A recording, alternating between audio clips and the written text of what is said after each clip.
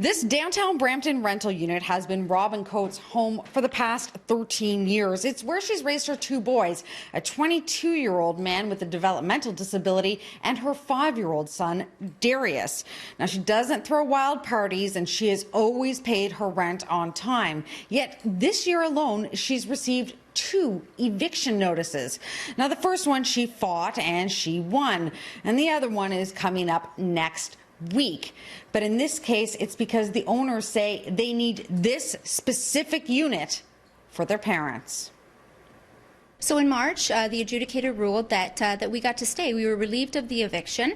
There's Section 83 in the landlord-tenant law that states that the adjudicator can use their discretion. So in our case, factors that would be considered would be long-term tenancy, which we are, if the tenant has a disability, which Josh has, and if there's also young children in the home, which there is with my other son.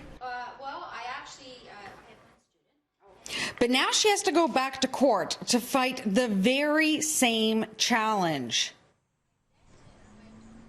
An N12 eviction notice is one for personal use, so landlords can issue it if they or a family member needs to move into the unit.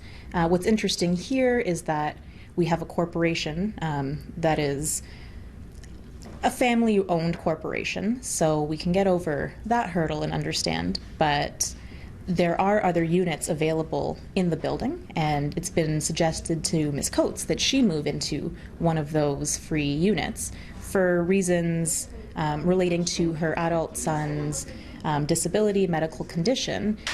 She actually wants to stay in her unit, and it's not clear to any of us why the parents can't move into one of the other available units.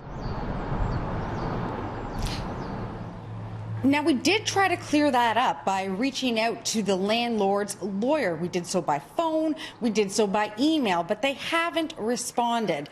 But the Metro Tenants Association say this is actually a fairly common practice by landlords trying to jack up rental rates. And in Robin's case, some of her neighbors are paying more than $550 more than her each month. Seeing this more and more, sleazy landlords just trying to do anything to get a tenant out to jack the rent up, even though they're not supposed to be doing that. Now, Robin's hearing is scheduled for Thursday, and I just want to reiterate that we have not heard back from the owners or their representatives.